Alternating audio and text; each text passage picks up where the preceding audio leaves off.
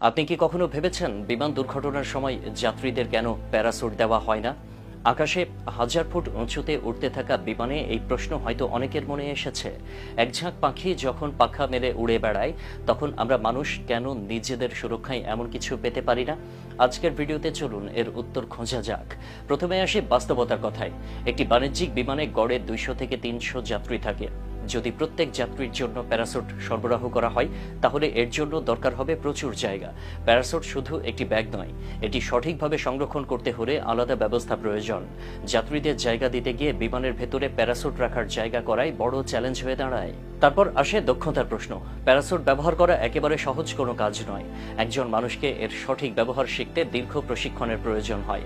বিমানের অধিকাংশ যাত্রী এই প্রশিক্ষণ ছাড়াই থাকেন। এখন ভাবুন, জরুরি মুহূর্তে কেউ যদি ভুল করে প্যারাসুটের দড়ি সঠিক সময়ে না কাটেন, তাহলে তার সুরক্ষার বদলে বিপদ ডেকে আনবে। এবার আসি বিমানের উচ্চতার কথায়।